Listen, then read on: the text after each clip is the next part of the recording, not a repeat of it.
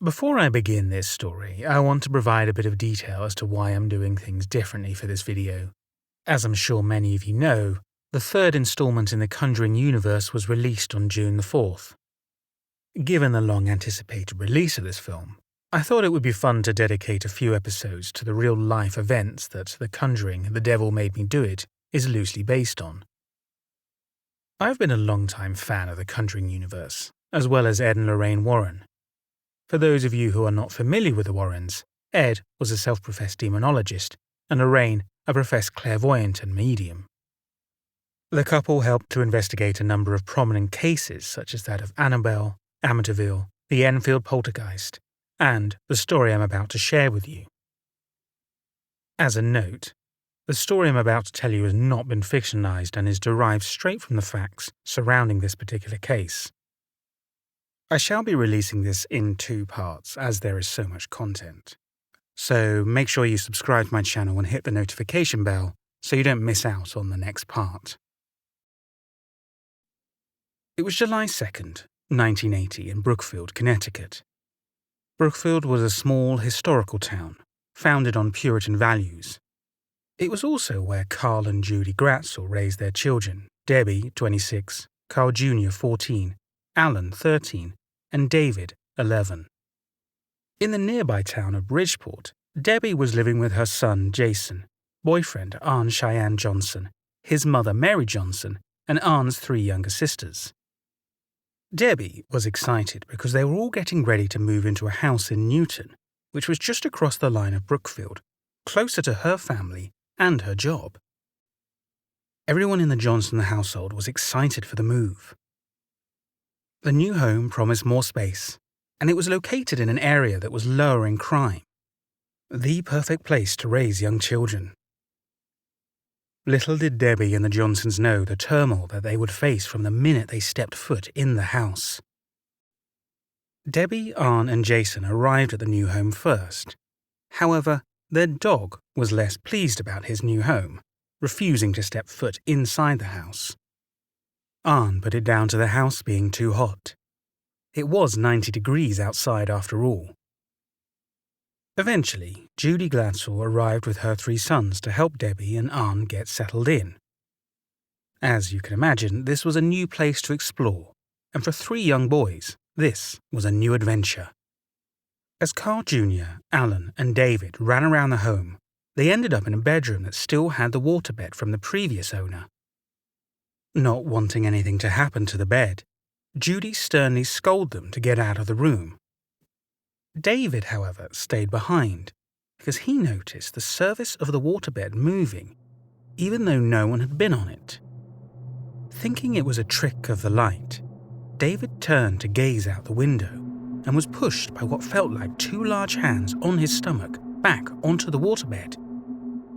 David instantly thought it was one of his brothers, so he was surprised to find that they weren't in the room with him. Instead, there was a man with a menacing look on his face. But David realized he could see through this man. David was immediately seized with terror. His body shook as the man pointed at him. David left the room in complete shock. Shortly after this incident, David insisted they leave. When Judy refused, he ran outside and never went back in the house. Carl Jr. and Alan later experienced another strange event in that room with the waterbed. As they were moving a box in the room, the door closed by itself. As they tried to turn the doorknob, it wouldn't open. Once they were finally free, they tried to tell Judy what happened to them, but she wasn't having any of this nonsense. Eventually, Judy and her sons left the house to go home, leaving Debbie and Anne to finish the last bits of moving for the day. As they were getting ready to leave the house for the night, Anne tried to bring the dog inside. The dog refused to come in. Eventually, Anne simply picked him up and carried him inside. Back at the Glatzel household, Debbie and Anne joined them for dinner. However, everyone noticed that David didn't seem his usual bubbly self. While they tried to cheer him up, he refused to talk to any of them. Eventually, he stormed off, shouting, "Leave me alone!" David and Alan shared a room with one another. Later that evening, David turned to Alan to see if he was sleeping. When David realized Alan was awake, he told Alan he was afraid and confided in Alan what happened to him earlier in the day at Abby and Arne's new house. Alan then told David about what happened with him and Carl Jr. getting locked in the same bedroom. David then went on to tell Alan about the man he saw in the same room. Alan was terrified of what his brother was saying, when David confided that he could see what was happening in the house right that instant. Alan asked David what he could see. David said that the man he saw was at the house with the dog, George. George was running back and forth in the house, going crazy. Then, he proceeded to run down into the cellar. Alan was completely mesmerized and scared of what his brother was telling him. He couldn't believe what he was hearing. At this point, Alan asked what was going to happen when Arne and Debbie, along with Mrs. Johnson and her girls, go to the house the next day. At that point, David knew he had to tell the rest of the family about what he saw. However, he was afraid they wouldn't believe him. Brave little Alan told David he wouldn't let that happen because he'd be right there beside him to back him up. It was then that David and Alan decided to go to the kitchen to confront the family. Debbie and Judy were sitting together in the dining table when Alan told them that David needed to tell them something, and he felt they should listen to him because David wasn't kidding. David then told his mother and sister what he saw when he was in the waterbed room by himself. At this point, Arne joined them in the kitchen and asked David if he was sure what he saw wasn't a dream. David was adamant that what happened was real because it happened that afternoon, not while he was asleep. Debbie then asked if anything else had happened. David told her that there were things happening at the house now, that he saw the man in the house scaring George. David also told them that this man didn't want anyone else knowing he was in the house. When Judy asked who this man was, David responded by saying that he wasn't a man anymore, but a body that was completely red, with a big white face, black eyes, and horns coming out of his forehead. Debbie, Judy, and Arne were stunned.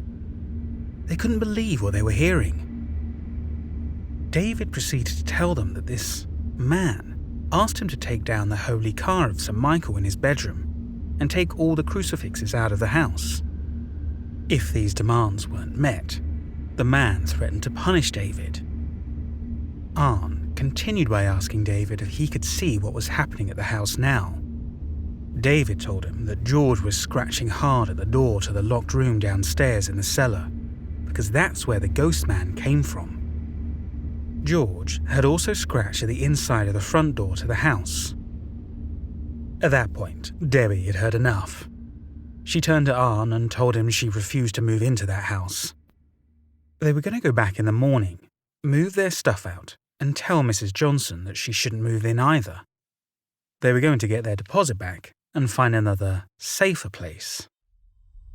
As Debbie said this, David grew distant. Then, he told everyone that the ghost man said no one was to tell Mary Johnson about anything that has happened. The ghost man told David that he had been interfering in her affairs for quite some time, and it was his goal to break her down. Arne felt a death-like chill come over him and shuddered violently. He told everyone that for those few seconds, there was no warmth in his body. David told Arne that this was the work of the ghost man, and that if anyone caused any more impertinence, there would be unrelenting pandemonium in the Glatzel house. Judy and Debbie were dumbstruck. David attended special reading classes at school because of a minor learning disability. There was no way he could know those big words. David said that he had no idea what the words meant, but was just repeating what the ghost man was telling him. At this point, Judy had had enough. It was bedtime for everyone, and she wouldn't hear any more of this ghost man nonsense. The next morning, Debbie confronted David about what he said the night before, asking him if he remembered what he told them. He told her that he remembered everything, and that the ghost man was still in the house and knew that Debbie and Arn were coming. Debbie again expressed her concerns to Arn about moving into this house. Arn confirmed that he didn't think David was lying either, but he wasn't ready to throw the towel in just yet. When Debbie and Arn arrived back at the house, they expected to see George waiting for them, but he was nowhere to be found. Finally, they found him lying calmly on the living room floor, but his coat was dirty and matted. Saliva had caked around his mouth. He was soiled, and there was blood on his paw. Arn was cautious as he approached George, but George was nothing but relieved to see his owner. Feeling terrible, Arn led George outside for some fresh air. When Arn came back inside, Debbie showed him the scratch marks on the inside of the front door, the dried blood on the floor. They realized that David's statements were coming true. When Mary Johnson finally arrived at the house, her daughters in tow, they were all cheery and looking forward to their new start. Before springing the news on Mary about what was happening in the house, Debbie and Arn asked about the rental agreement in order to see if they'd be able to get out of it. When Mary asked why they were so concerned, they told her about everything that had gone on and why they felt they shouldn't rent the house any longer. They urged Mary to reconsider the move and seek a new rental. However, Mary wouldn't budge. She absolutely couldn't believe that they were doing this to her. She told them that just because they had changed their minds, she hadn't. She was still going to move into the house with or without them. Arn had never seen his mother so stubborn. Neither side wanted to back down. Following the argument with Mrs. Johnson, Debbie and Arn headed back to the Glatzel house where Debbie called her best friend and neighbour, Pat Giddings. Debbie had noticed that Pat's brother was visiting and wanted to know if he would be able to help them move their belongings out of the rented house. While they were there, the previous tenant, Karen, had arrived to retrieve her waterbed. Debbie confronted Karen, asking her if she had experienced any odd occurrences within her room or the rest of the house. Karen was hesitant at first, but after further pushing from Debbie, Karen admitted that sometimes she heard a voice fill her room in the night, saying her name. Other times, she recalled hearing chickens clucking outside of the house at night. She also noted that sometimes she heard footsteps in the attic, even though she was the only one home. Lights were working on their own. Doors would open and close at random. And while Karen had never seen the spirit, she did believe that some kind of witchcraft had been conducted in the house previously. Debbie and Arn knew they couldn't stay in the house. But still, Arn's mother wouldn't budge. She was there to stay. Once all of their belongings were loaded and they were headed back to the Glatzel home, Debbie and Arn felt guilty for leaving Mrs. Johnson in that house. Of course, they were worried about her and the girls, but they felt strongly about leaving and felt they had made the right decision. Until they found a new place to call home, they would be staying with Debbie's family and their belongings would remain in Pat's basement. Once home, Judy informed Arn and Debbie that Carl Jr. had been picking on everyone that day, especially David, telling him he was crazy and calling him names. Judy also shared that David kept telling her that this ghost man kept talking to him. He told David that he was the one that had worked Mary Johnson up and knew about Debbie's conversation with Karen. Judy then proceeded to share that this ghost man had told David that he would stab him, retaliate against Debbie for letting Mrs. Johnson know of his existence. He would invade the Glatzel home, David's hand would be burned the next day, and it would rain as they were leaving for the picnic they had planned. It was then that David came out of his room, frantic and screaming that the ghost man was coming for him. He was on his way now, floating past the treetops, the Brookfield post office, the church, and finally, to to their front door. Judy remembered she had some holy water in the house, so she began throwing it and blessing every entrance to the home. For the time being, the ghost man remained outside. David let the family know that the entity was leaving, but had retreated to Pat's house to inspect Debbie and Ann's belongings before heading back to the rental home in Newtown. The fear among all of them was palpable. They didn't know if this entity was as violent as he claimed to be, or if it was just making idle threats. The next day was the 4th of July. The family drove to Norwalk for a picnic by the shore with relatives. It was a nice break from all the chaos that had ensued over the past few days. As the picnic neared an end, David suffered a great burn on his hand. And it started to rain, putting an end to the picnic. Everything the entity had told David the day before had come true. Once the family arrived back at their home, they made their way inside, but David refused to come in. 10 minutes later, Anne went out to see what was going on with David.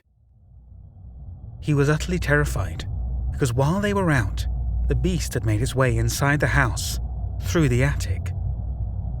No matter how hard Anne tried, David refused to come in the house. It wasn't until Carl Glatzel came out and scolded David that he finally left the car and made his way inside. As the night grew darker, David refused to go to sleep. He was afraid the beast would come for him. Judy, sensing her son's distress, told him he could stay in the living room with Debbie, Anne, and Jason. Around 10:30 p.m., there were 3 knocks at the door. Debbie, thinking it was Pat, got up to answer the door, only to find no one there.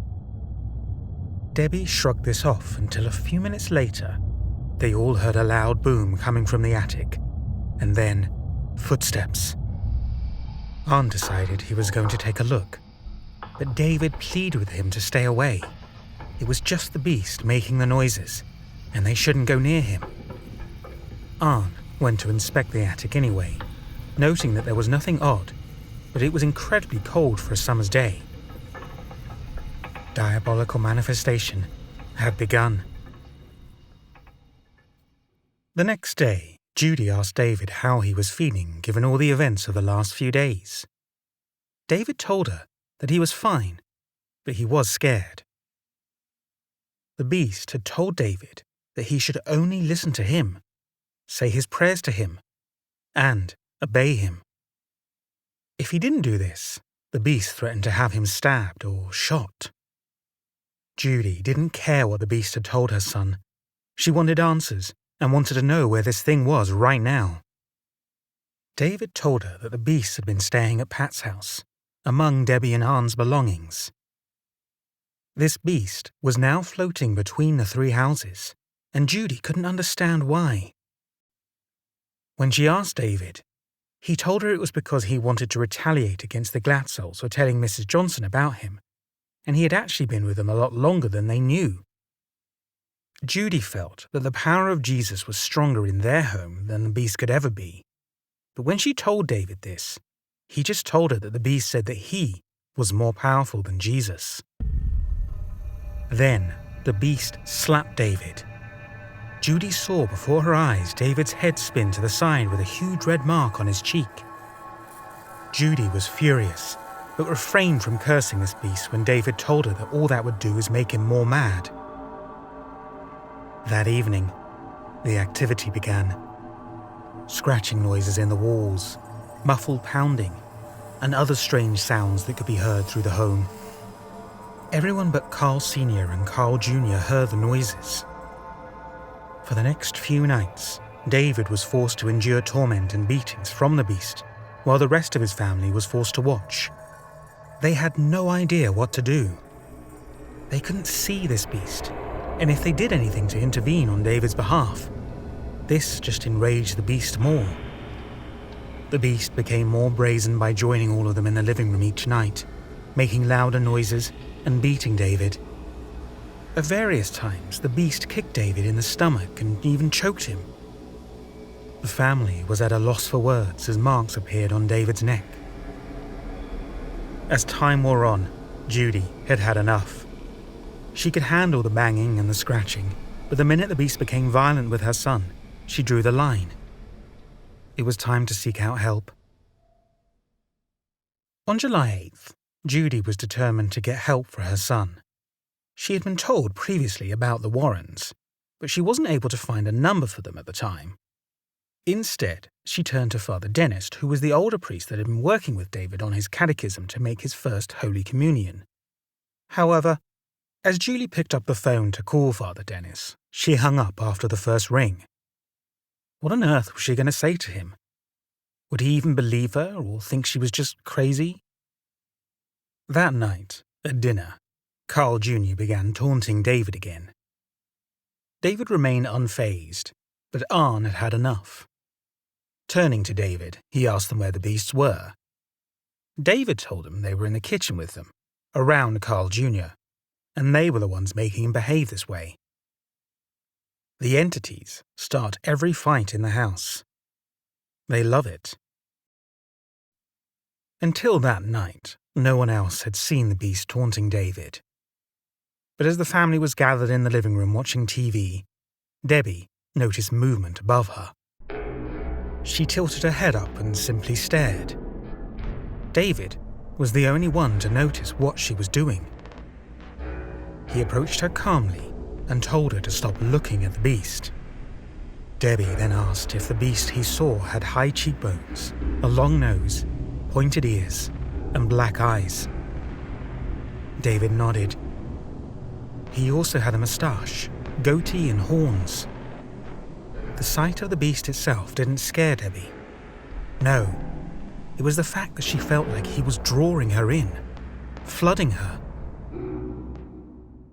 The next day, Judy finally plucked up the courage to go to the church and seek help. Father Dennis listened for the next half hour as Judy told him everything she had witnessed and what was happening to their family, specifically David. Father Dennis informed her that he had heard of such things before, but there could be many causes for the disturbances, such as psychological instability. But he needed more information before he could draw any definitive conclusions. After Judy answered a series of questions from Father Dennis, he had confirmed her worst fears. It was entirely possible that evil spirits had set their sights on David, but he wouldn't know for sure until he could speak with him himself.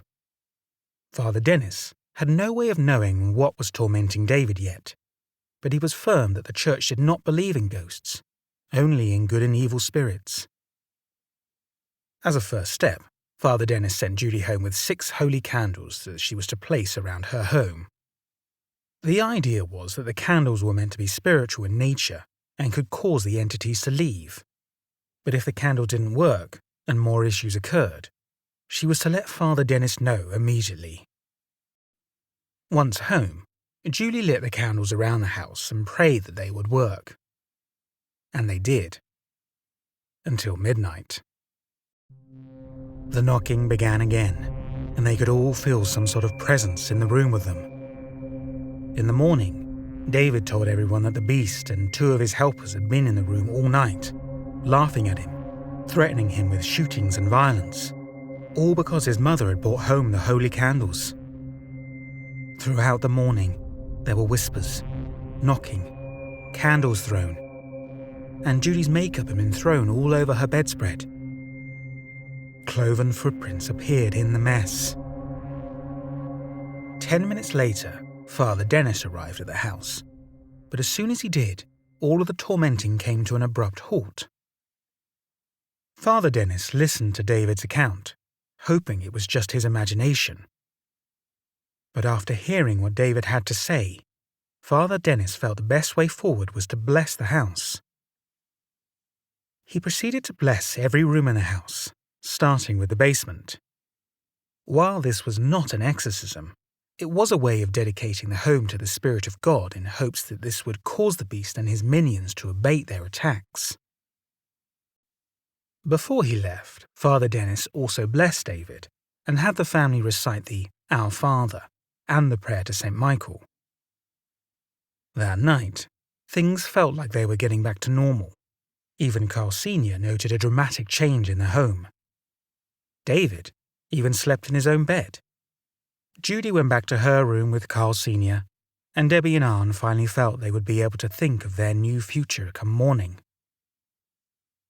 The next day, while Arne and Debbie were on their way to work, Arne noted that he felt someone had been standing over him while he slept, and he couldn't fall back asleep once he had the realization. But while they were at work, David was at home, playing in the yard.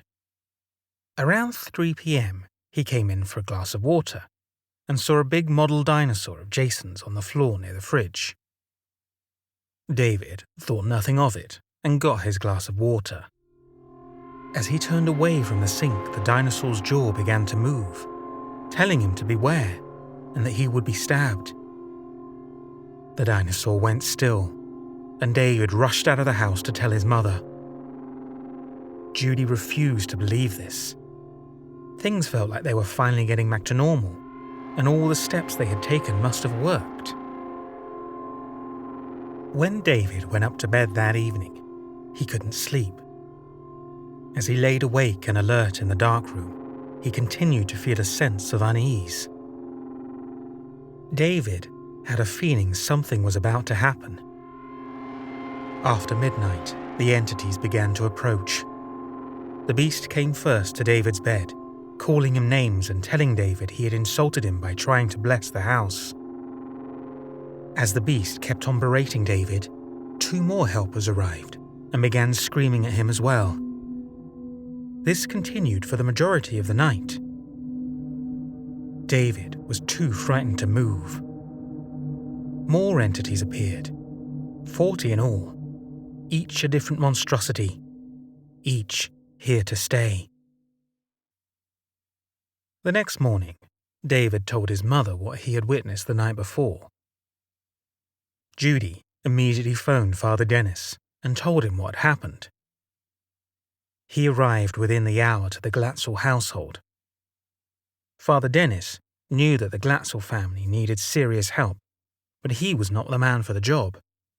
His health wasn't great, and he was old. Plus, he wasn't a trained exorcist. However, he knew that this wasn't the first time that something of this evil nature had occurred in Connecticut. He told the Glatzel family that in order to get them the help they needed, they would need to document what was happening. There needed to be an investigation, and he believed that the Warrens, who were experienced in these phenomena, would be the best people to conduct the investigation. That night, David was threatened with violence and tormented repeatedly. Eventually, David was terrified for his life, stating that the entities had knives and they were trying to stab him. David tried to hide from them, but there were so many, and they were everywhere.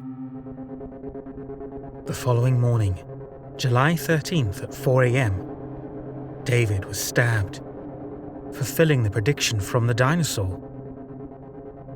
All the family could do was watch in horror as David curled into a ball on the floor crying. Arne was finally able to reach David and tore his shirt open, but there were no physical bleeding wounds. Instead, they found 2 knife-shaped marks on his side and in the center of his back. Judy was beside herself. She felt completely helpless, not being able to do anything for her little boy. She couldn't see the entities herself, and any time any of them tried to intervene, it only made it worse for David. He pleaded with his family to stay away from him when the entities were attacking him. Arne seemed the most torn up about what was happening to David.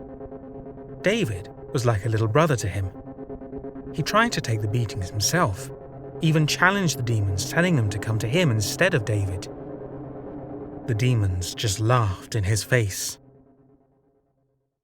That evening, Judy finally acquired the Warrens' phone number and called them.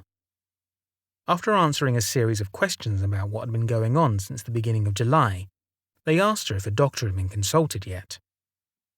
Although David had been seen regularly for checkups, he hadn't been checked for this specific instance. The Warrens asked for permission to bring a medical doctor with them, and when Judy granted it, they immediately head over to the Glatzel household. Ed Warren phoned Father Dennis to confirm what had been done through the church already, then called Dr. Anthony Giangrosso to accompany them to the Glatzel house.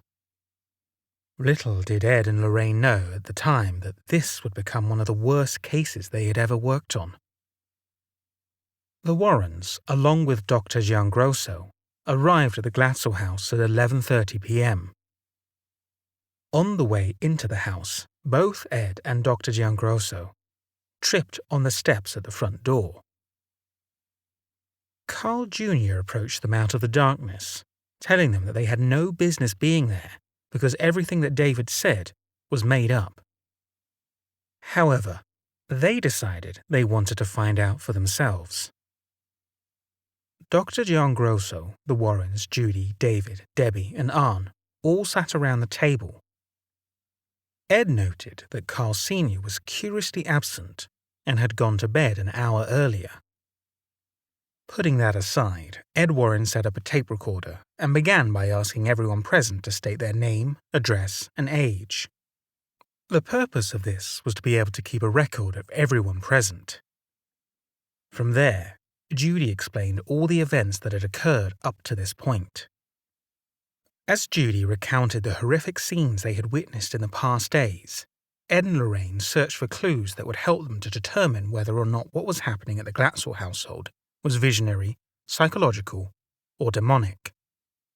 However, after hearing the story told by Julie, the Warrens determined that this couldn't possibly be psychological in nature, given that everyone present had experienced the problem. At this point, Dr. Giangrosso took David into the other room to perform an examination, while Ed and Lorraine listened as Judy finished her side of the story, and Debbie began to tell hers. Ed knew he needed to get down to business in order to determine the validity of this entity and whether its presence was malicious in intent. Ed asked those present if David had begun speaking in a voice other than his own. Though Judy said she hadn't heard anything of the sort, Debbie was quick to state that while they hadn't heard David speak in another voice, they had heard him use words far beyond his comprehension. As examples, Debbie said that David would use words such as encounter instead of meet, or agitate instead of upset. For a young boy in a special reading class, this language definitely seemed out of place. Lorraine then went back to Judy to discuss further the changes she had seen in her son since the incident began. Though Alan hadn't noticed any notable changes, Judy noticed that David's demeanor had changed from being a happy, bubbly little boy to being moody and grumpy, often frightened, and Carl Jr. had become vulgar beyond belief, even though Carl Jr. was normally calm and courteous. Ed then switched to the activity that the family had been experiencing. Was it happening 24 hours a day? No, it was happening primarily at night between dusk and dawn. This proved to be a meaningful revelation to Ed. Before the Warrens could go on with their questioning, Dr. Giangrosso and David returned to the kitchen. The doctor noted that David was healthy and mentally stable, where the only notable issue was that he was showing signs of obesity. It was now David's turn to speak. David recounted his tale to Ed and Lorraine, starting with the incident with the waterbed. He went on to describe the man he first saw, and the difference between the entity that now presented itself to him. As Ed further questioned David about this entity, he was able to hear David's description of the beast, as well as the other 42 entities that had now joined him. Ed knew that if he had the names of the entities, they'd be able to work to expel them properly, but David confirmed he had never heard their names. He had only ever heard the beast call each of them by a number. Because they didn't know the name of the primary entity, the Glatzels and Arns simply referred to him as the Beast. Ed and Lorraine had heard enough to know that if these allegations were true, there was a great amount of danger within the Glatzel home. In order to find out for themselves, the Warrens knew that they would need to challenge the beast and all its entities. Ed then asked David where the beast and his followers were at that moment. David told them that the entities like warmth, so they tend to stay in the attic. But the two main helpers to the beast were out front, and were the ones that had tripped both Ed and the doctor on the way into the house. Ed hadn't mentioned the tripping to anyone in the home. But the beast?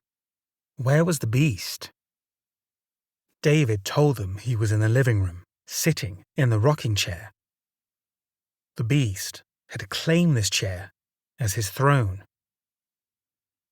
Lorraine was curious to know how David knew where the beast and its followers were, since they didn't appear to be physically visible to anyone else. David, who was sitting with his back to the living room at the time, told everyone that he knew where the entities were because ever since they arrived, he could see through walls. Curious, Ed wanted to know what the beast thought of their conversation in the kitchen. David confirmed that the beast was listening to every word, but he didn't like it. He didn't like the Warrens, and he didn't want them there. Ed knew that if the evil entity was really in the home, it wouldn't want Ed and Lorraine there because of their deep faith in God. Ed paused, then asked David if the beast was with them now. Before David could respond, Lorraine noticed that she did feel a presence in the room, standing near David. David confirmed that the beast was, in fact, in the room next to him.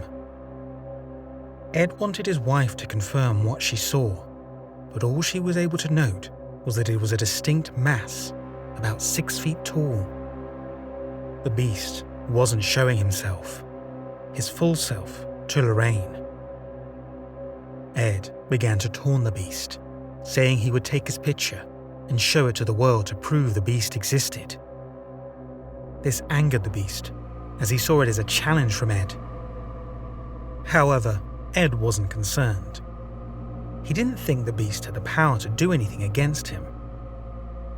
After several minutes of taunting, the beast shared that his name was Satan, but Ed didn't believe this. Ed told the beast that if he was so powerful, then he'd be able to throw him out of the window. So why wasn't he doing it? How were they to know the beast was really there? At that moment, the floor felt like it had been hit hard from below. Ed knew that the recorder likely hadn't picked this sound up, so he asked the beast to knock 3 times on the table. After a moment, there were 3 distinct knocks on the table. No one's hands had moved. After a few more minutes of trying to taunt the beast, the Warrens decided to terminate the interrogation. They felt they had enough information, and felt the Glatzels were sincere in what they had experienced. Based on what the Glatzel family had shared, every key point that they described was corroborated with that of working spirit phenomenon. The Warrens knew enough to know that this beast wasn't just a ghost, but a non-human entity. However, they still didn't have enough information in order to confirm whether the entity was truly demonic or not. For the time being, the Warrens recommended that the Glatzels continue to follow the recommendation of Father Dennis to pray and read psalms, if there was further activity. They also recommended that someone should keep a journal of all the events that occurred, in the event that they needed further proof of the progression of the case. At this time, the Warrens and Dr. Gengrazo left the Glatzels, but they promised to return the next evening. After their departure, the Glatzel home came under attack again. Shortly after the Warrens and Dr. Gengrazo left, David was stabbed in the front and back, near his heart. Roughly half an hour later, David complained of stomach pain so severe he was going to throw up, but Judy doused him with holy water and blessed him. The pain subsided. The Warrens rushed back to Brookfield as this was happening, and around 4:21 in the morning, everyone witnessed as David was shot in the stomach with a revolver. At this moment, Ed and Lorraine were able to confirm, beyond a doubt, that preternatural manifestation had occurred. There are 5 steps to this process. First is permission. The negative spirit has to be given access to a human through satanic rituals or curses. The second stage is infestation. This is where negative spirits enter homes or human lives and create phenomenon that becomes fearful. Third is the obsession stage, where the entity aims to subdue and overwhelm the person who is being targeted. This can occur through daunting or through manipulating thoughts and emotions. The fourth stage is the entity's main objective, possession. This allows the entity to physically embody the individual it has been targeting. This act displaces the human spirit and can affect both the individual possessed and those around them. The fifth and final stage is death. This occurs when the entity is not stopped and can occur both through suicide, murder, or both. At this time, the Warrens believed that the permission must have occurred at the rental home in Newton, but it wasn't yet apparent as to why David was the one selected as the target of the entity. Infestation was apparent through the incidents where the entity had spoken with David, and oppression was made absolutely apparent when they witnessed the invisible gun wound to David. It was a unique case though. The progression of manifestation was happening much faster than any other case the Warrens had experienced. When it normally took a week or months to move from one stage to the next, each stage was progressing for David in a matter of days. As the Warrens reviewed their tape of the investigation, they believed that David was showing early signs of possession, specifically because he was able to see through walls and describe activity that was happening at a distance, such as the house in Newtown. When the Warrens interviewed the Glatzels again on July 14th, they learned that it wasn't the move to the rental home in Newtown that brought these entities into their lives, but rather when Debbie took a course on witchcraft while she was in high school in the 1970s. Her interest in the course led her to buying a Ouija board and communicating with it. Initially, Debbie thought it was just talkative with her, but eventually the board became lustful, almost like the entity speaking with her was in love with her. When she became pregnant, she asked the board about her baby, and upon his birth, every prediction came true. It was at that point that the board had become too real for Debbie, so she threw it out. Debbie and Judy didn't understand how the Ouija board could possibly impact the events that were happening in present day. Lorraine informed them that although the board was used years before, because it was used at all, it opened up the law of invitation, which meant that because Debbie had talked with this entity, she had essentially given it permission to infiltrate her life when it pleased. The Warrens also learned that although Judy was religious, Carl Sr. had never been baptized. Although it seemed like a matter of semantics, a baptism actually helps to provide protection, as it was a ritual exorcism of any evil spirits and a dedication to the Spirit of God. Furthermore, David was 4 years late in receiving his first Holy Communion. Carl Jr. didn't care for religion, and Debbie and Arn were basically living as man and wife, although not married. Although these were barriers, they weren't the reasons for the entities attacking the Glatzels. That was a secret they had yet to unlock. David desperately wanted to help, but he knew that if the Warrens or the church provided it, the entities would just keep tormenting him. He was torn because he wanted to avoid the torment, but he also wanted all of it to be over. What a tough choice for a young boy to make. As the Warrens prepared to leave the Glatzel home, they told Judy to call them if anything else should occur. They wanted to make sure that they were documenting every moment as the case progressed, should they need further evidence to prove to the church. That evening, David was shot again, this time in the head, all because he refused to remove any holy items from his bedroom, and because the Warrens had been around again. Around 10:40 that evening, Judy, David, Alan, Debbie and Arn were watching TV. Then, David's arms and legs began to shake. His eyes then rolled into the back of his head, and a groaning noise came from him.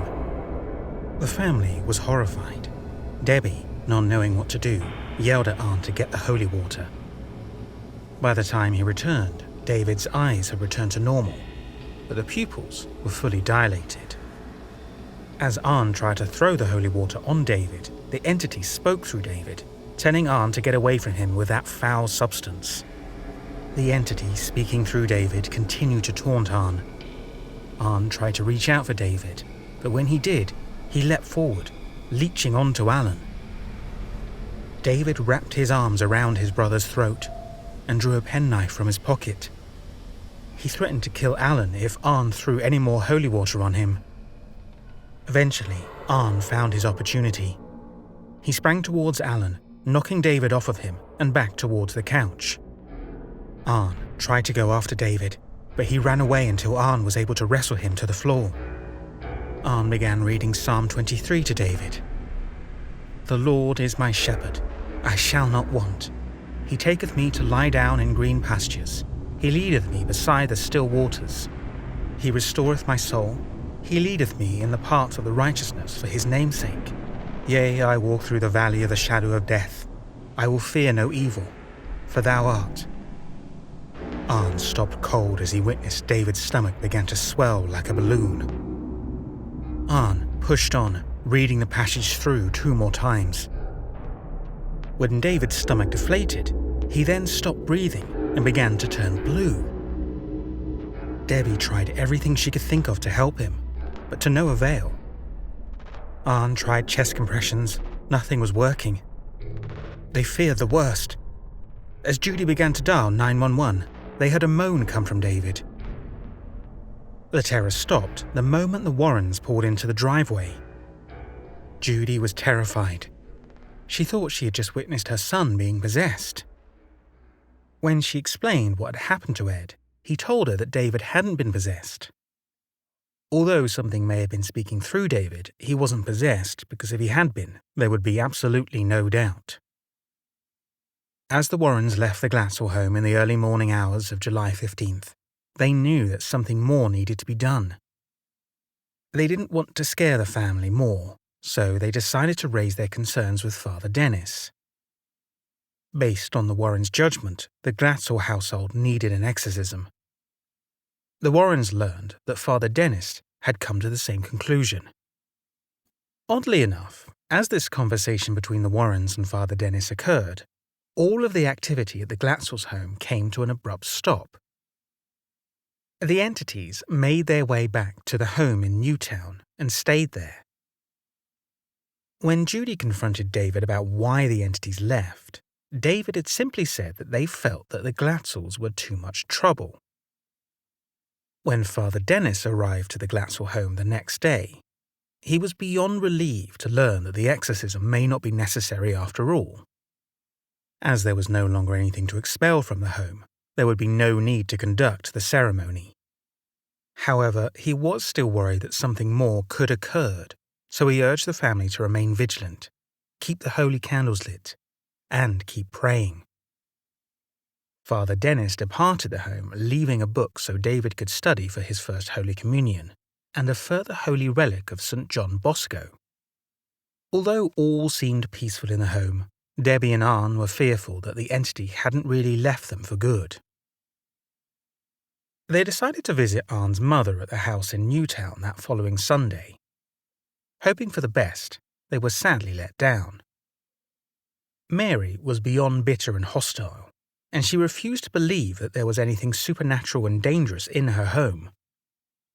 Before leaving the home, Debbie and Arn learned that his sisters, Mary and Jenny, were completely afraid of the home. They would hear doors opening and closing in the middle of the night. Their dog would whine and growl at the basement door all night long, and houseplants that had been healthy suddenly died. The eldest sister, Wanda, never experienced any of the phenomena. Mary, like Carl Sr., sided with Wanda and refused to believe her 2 youngest daughters. Before they left, Arn went into the basement with his mother to retrieve some boxes. As Arn and Mary were walking back up the stairs, a cold hand wrapped itself around Arn's ankle and yanked him off the step. Mary was beside herself. She had seen something grab Arn's ankle. but there was no one else with them. Even though Mary witnessed this event, she still didn't want to believe that there were any evil spirits infesting her home. 10 days had passed since there had been any odd happenings in the Glatzel home. It was now 25th of July, and even though all seemed well, they had no idea that the entity was actually preparing to take David. That evening, David heard a girl calling his name from a distance. He ignored this and went to sleep. The next day, Alan was playing a game of solitaire in the kitchen when all of a sudden he heard a snake hissing. Then he heard whispers in the hall. Alan was home alone and terrified.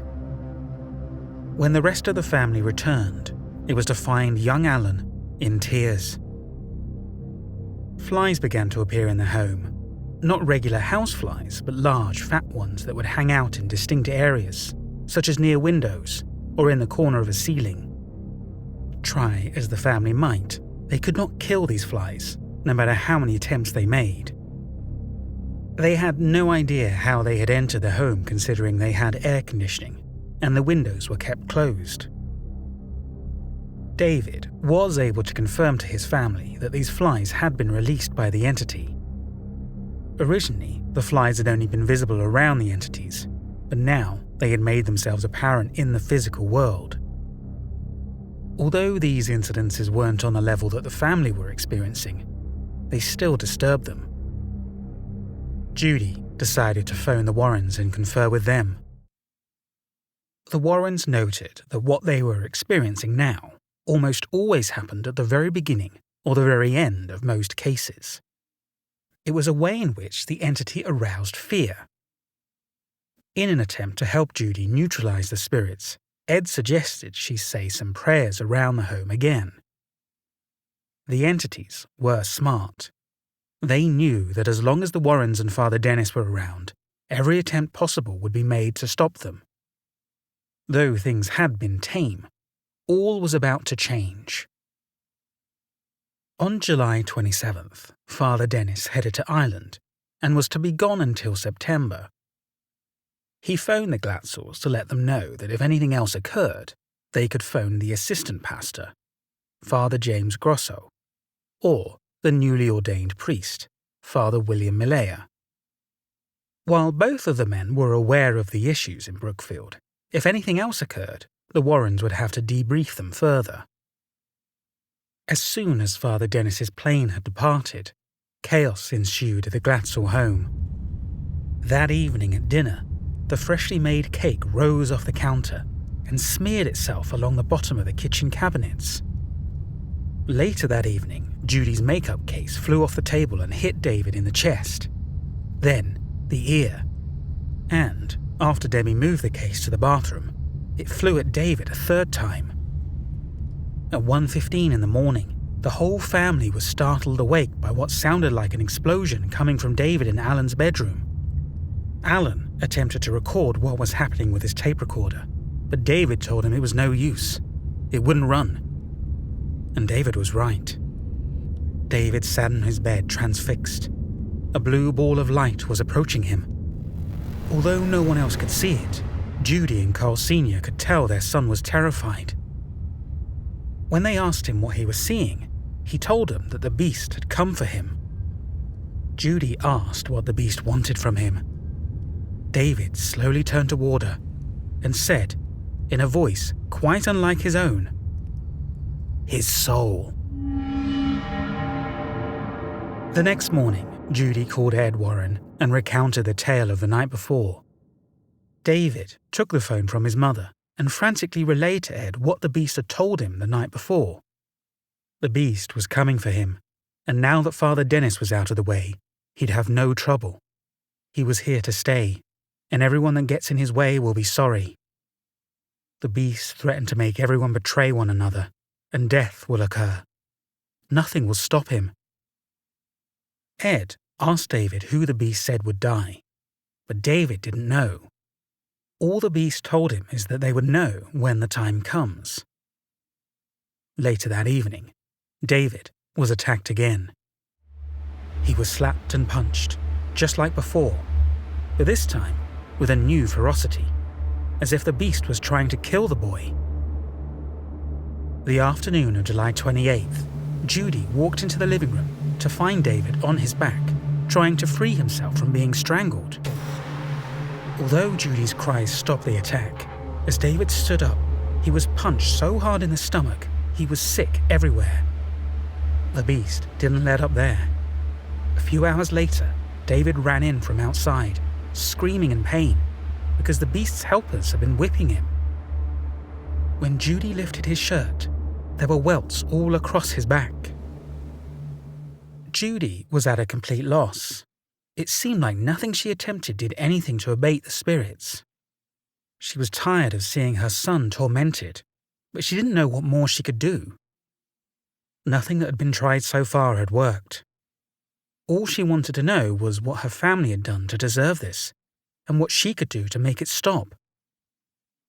Judy phoned Father Malaya, who invited her to the rectory so they could discuss the options. Judy and Debbie showed up and told their story. The priest was terribly disturbed, but nonetheless tried to refute their story at every turn. As the women left, they felt the priest hadn't believed them. However, that couldn't have been further from the truth. That evening, Father Malaya phoned the Warrens to discuss the case with them. After the call, he tried to sleep, but he couldn't because he felt so uneasy. He phoned Father Steve Giovanni from the nearby parish in Norwalk to see if he would stay with him at St. Joseph's for a few days. At the time, neither man knew that they were about to experience the full wrath of the devil. As time wore on, David longed to spend time with his friends, but he knew it wasn't possible. The beatings he had been suffering now extended to beyond the home. It wouldn't have been feasible to try to explain what was going on to anyone outside the Glatzel home. The torment had reached such a point of fury that David could no longer be alone for fear of him being beaten, or for fear of the entity taking over. As July needed an end, the diabolical activity moved from being a nightly occurrence to a 24-hour-a-day one. On July 30th, Judy placed another call to Father Malaya, begging him to do anything to put an end to this torment. Later that afternoon, Fathers Malaya and Di Giovanni visited the Glatzel home. Naturally, while they were there, no evil occurred, and David was nowhere to be found. Judy felt like she was left there, looking like a bored mother, dying for attention. She was beyond herself with frustration. She searched for David and found him hiding in the station wagon.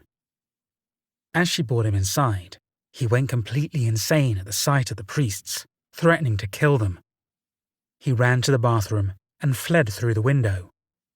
This was the first time either father had experienced the sort of behavior that Judy had been telling them about. Father Di Giovanni had never heard the full story from Judy, nor had he witnessed any behavior. He wanted to get her account of the sordid tale. Like everyone else before him, Father Di Giovanni was unable to find anything psychologically or physically wrong with the family at the time of questioning, but he did find one aspect that Judy mentioned quite noteworthy. The past year had found the Glatzels inflicted with a number of serious injuries among various members of the family. After a trip to upstate New York the past spring, Judy had collapsed and was bedridden for a month due to sciatic nerve issues. No sooner had she gotten better that Carl Sr. suffered the same issue. Prior to this, in 1977, David was injured while sledding. A foot-long stake had embedded itself through his stomach. The injury was so severe, his spleen had to be removed. It wasn't until this conversation with the priest that Judy realized that all of these incidents had occurred directly after returning from trips to visit friends in Old Forge, New York. Father Malaya found this to be a curious coincidence, so he asked Judy if she knew of any occult dealings these friends may have had. Judy noted that she was not aware of any such thing. At this point, Judy brought up again the use of the Ouija board by Debbie years previously. However, The board at the time had only been used for entertainment purposes. Although it was possible that Debbie had inadvertently let evil into their home, the evil they were experiencing now was a level far beyond that of a short jaunt with a Ouija board. Naturally, the priests then turned to any sin that had occurred within the family. Judy held nothing back. Even after hearing everything Judy had to say, the priests both felt that all of the Glatzels led fairly respectable lives and hadn't done anything personally to warrant this level of evil to infiltrate their home. Although the priests felt that Carl Sr. needed to be baptized, David needed his first Holy Communion, Carl Jr. needed his confirmation, and Anne and Debbie needed to be wed, none of this was enough to provoke these spirits.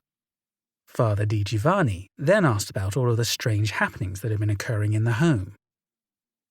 Judy was able to tell him of all the physical abuse that David had endured, how it's gotten worse over time, and how now he was able to recall everyone's deepest secrets, recall events that happened before he was born, and describe in detail family he had never met. At this point, the priests were more than convinced that something sinister was at hand here. They were going to speak with Father Grosso, who was serving in the absence of Father Dennis, and asked him what steps could be taken next to help the Glatzel family out. The priests returned to the rectory, where they had a meeting with Father Grosso. Grosso, having not experienced any of the phenomena himself, wanted the opinion of the Warrens. On July 31st, Father Grosso and Malaya visited the Warrens at their home. As Father Grosso listened to the story of the Glatzel family, he remained skeptical. He came from a strong Italian background, and while he had heard of such things as the devil and demons, he had yet to ever encounter them. He believed that because these beings didn't exist in the physical realm, it was impossible for them to attack anything in that realm. This wasn't the first time the Warrens had received pushback from members of the clergy on a case. It wasn't uncommon for them to scoff at the idea of preternatural phenomenon, especially when it bordered on fantasy. The Warrens were adamant, though. They believed beyond a doubt that the Glatzel family was in danger and that they needed help. At this point, their last resort would be help through the church, and it was up to Father Grosso to make a decision on how to move forward. As the priest left the Warrens' home, Ed told Father Grosso that he would have to visit the Glatzels in the coming days in order to make a decision. There was no need to take Ed's word for what was happening. Father Grosso would be able to see it himself. As July faded into August, the beast and his two main helpers were beyond furious that the priests had dared enter the home. For most of the day on August the 1st, the beast began placing further pressure on David to just give up his soul, and this would be all over. David fought with the beast, refusing to give up. Arn was done with the beast's taunts. He commanded the demon to leave the house. Little did Arn know, he was violating a rule of God. Man could never command a spirit. He could only command a spirit in God's name. This was Arn's gravest mistake. That evening, Judy noted a series of events that David endured, strangling at the hands of the demon, on 2 separate occasions, and a punch to his left eye.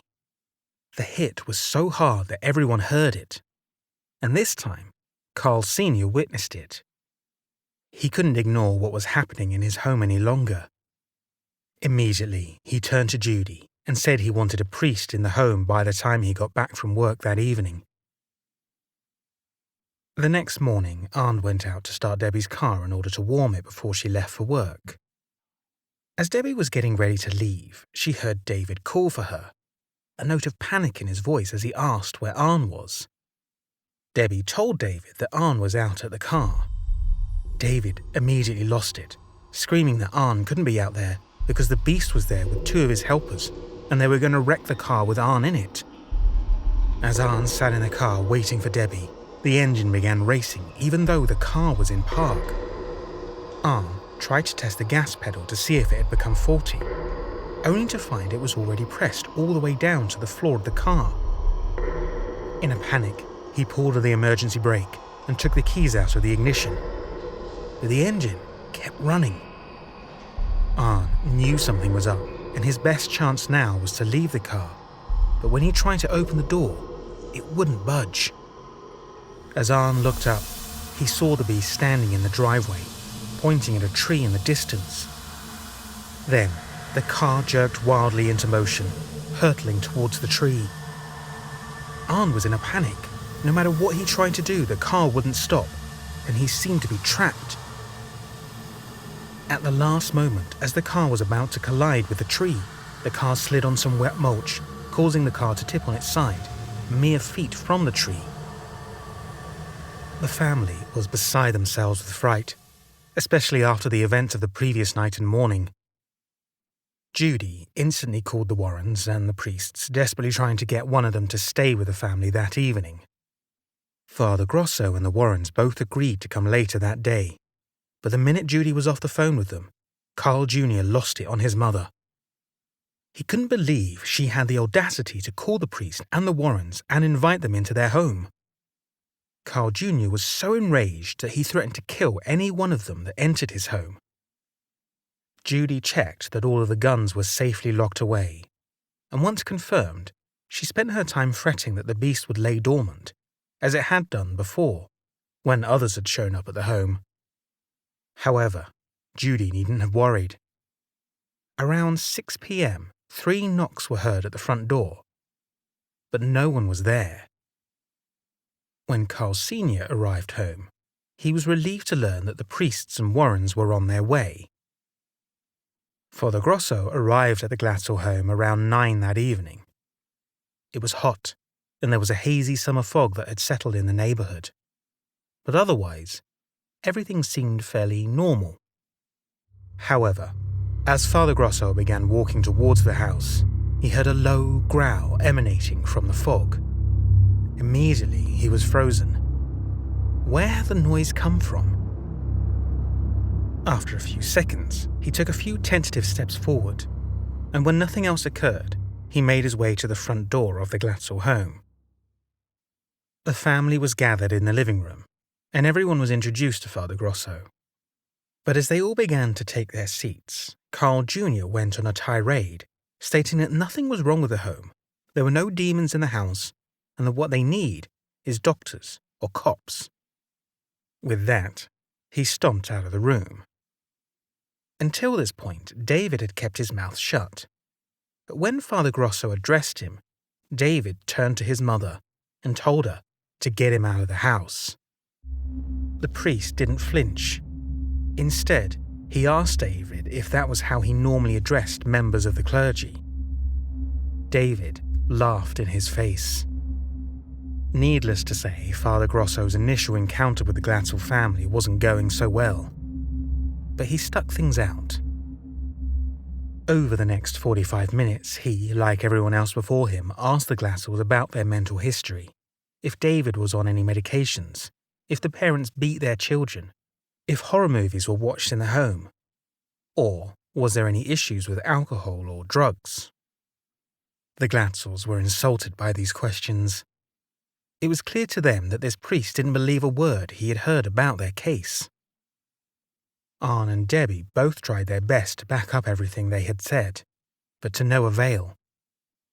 Father Grosso then asked Carl Sr. what he thought of everything that was going on. Carl Sr. confirmed he had no idea what was causing these occurrences, but he did know that they were happening. That was apparent through David's bruised and battered body alone. At this point, Father Grosso got up to check out David. But as he approached, David let out a growl, not unlike the one Father Grosso had first heard upon his arrival. Stunned, he asked who made that sound. Without missing a beat, David responded, "Don't you know? You heard it outside, didn't you?" At this point, the priest began questioning David again about the beast and all the entities that worked with him. David was afraid to answer at first, but after some coaxing from Judy, he was more willing to talk. He confirmed that none of the entities that were visible to him were of human descent. He hated all of them and wanted nothing more for them to go away and leave him in peace. It was at this point that David provided information to the priest that he had never told anyone else in the family, such as how the entities preferred heat, which is why they congregated in the attic. He also noted that the reason why Judy kept finding her kitchen chairs pulled out from the table was because the beast would sit around it and have meetings. The beasts would also taunt the family whenever they were together, leading them all to argue with one another. Whenever someone left the house, one of the beast's helpers went with them. The beast had even sent some of his minions to stand guard by the priests involved, as well as the Warrens. The beast also did things such as spit in the family's food, touch the women's thighs, shut off the electricity or water, banged on the walls, threw objects, and even worked through Carl to try to claim David's soul. David also revealed that he knew that at some point someone would be stabbed, with Arne's name frequently being mentioned. David further noted that besides the beast, none of the other entities had changed their appearance. They didn't eat or drink like humans, but they would watch televisions and knew a lot of content from books. They had a mind, and it worked as one. The only way to change their mind and determination would be through an exorcism. Immediately, David knew he had said too much. Something began choking David as he screamed out for his mother to help him. Father Grosso had never seen anything like it. He instantly extracted holy water from his bag and began to bless David. The choking stopped, but David became out of control, as if he was screaming in pain from being touched by the holy water. David ran away from everyone and hid in his bedroom. Father Grosso grabbed his bag and headed down the hall to find David. As he approached, growling filled the room, and he was forced to back away. Father Grosso made his way back to the living room and started asking the Glatzels more questions regarding what else they had witnessed. It seemed as though he was starting to believe the family. At 11:30 that night, the Warrens arrived at the Glatzel home. While they weren't surprised to learn of the attack in front of the priest, they were surprised at David's response and the ferocity behind it. Ed, along with Father Grosso, went back to David's room to try to talk to him. A voice emanated from David, telling them both to stay away from him. Ed was curious and asked who it was that was talking to them. Although he didn't receive a response, Ed kept on saying that he was speaking to David directly and that Father Grosso was there to help him. But both Ed and Father Grosso were stopped in their tracks as they watched David levitate off the bed towards the ceiling. He was dropped to the floor. Then he got up and ran to hide in the bathroom. Ed was worried that David would be forced to harm himself, so he got Carl Sr. to unlock the bathroom door. David came out, apologizing to Father Grosso about his behavior. Father Grosso could no longer deny the inevitable. What was happening to the Glatzel family was real. He told Ed that he believed them. As they were leaving, Father Grosso noted to the Warrens that you hear of such events in books, but you never expect to witness them in real life. Carl Sr. had accompanied all of them outside, and Lorraine turned to him to ask him if David had ever behaved like this in the past. As Carl Sr. hadn't been around for most of the investigation, they were eager to get his take on the matters, since he had a fresher perspective. Carl Sr. noted that David has always been gentle. He's never been out of line, and he's turned into a monster. He believed that something was truly wrong with his son. Father Grosso then decided to ask Carl if he believed that David was seeing entities. Carl Sr. noted that he did believe him, because he too had seen them. The Warrens were shocked. They knew that Carl Sr. had deliberately stayed away from the situation because he didn't want to be involved, and they thought he hadn't believed a word of it. But he admitted that he had seen the entity that David refers to as the Beast, after the first time the Warrens came to visit the house. Carl tried to further explain what he had witnessed happening to his family, but the only words he could think of to accurately describe what was going on was that it was like a war in his home. Lorraine confirmed his worst fear. What they were dealing with was the devil. Carl Sr. remained silent for a moment before asking what they would do next. Lorraine explained that would be up to Father Grosso and the church authorities. The Warrens' work on the matter was essentially done. They were there to determine the validity of the case. They could confirm, beyond doubt, that the case was valid. Ed then explained to Carl that there were a number of different methods that could be conducted to bring an end to the disturbances, but the method used would depend on the power of the entity involved. Before leaving, Ed warned that there was no mistake. The entity in their home was evil, and it would stop at nothing to get its way. There was no room for error, because if that occurred, death would be the result. As the month of August wore on, the case began to worsen. There were hardly any breaks from the disturbances within the Glatzel home. By this point, everyone in the family felt completely raw with emotions: fear, fatigue, anguish, anger. Poor Judy and Debbie had to face a barrage of hostility from Carl Jr., who would contradict the two women at every opportunity. It even got to a point where Carl Jr. began abusing the women physically if they tried to defend themselves verbally. Although Carl Jr. was acting very unlike himself, David was still the one who faced the worst of the issues. Every day, he seemed to be the target of the cruel attacks from the demonic forces that had infiltrated the Glatzel home. As David continued to keep resisting the demons, he felt he had met his match. David had reached the point where his emotions eluded him. No longer was he the bubbly, fun boy they had always known. Instead, it was like he had turned into a hollow shell of a boy. From August the 1st onward, the three priests that had been involved with the case kept a close eye on the Glatzel family, with one of them visiting the family daily.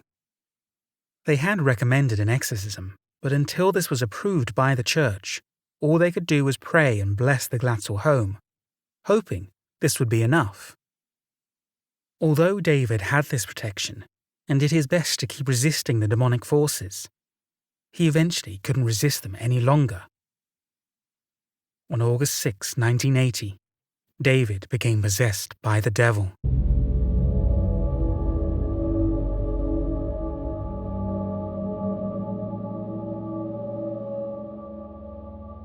This concludes part 1 of Retelling of Events.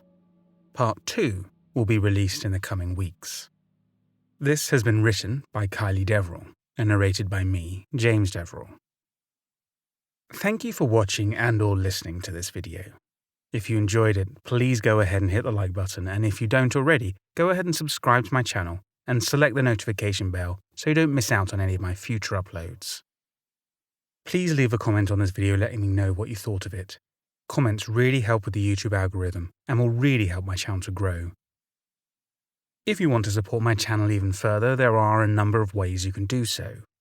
Check out my Teespring store and consider purchasing one of my shirt designs, or head over to Audible where there is a book, Punch by J.R. Park, that I narrated. I get a small royalty if you decide to purchase that.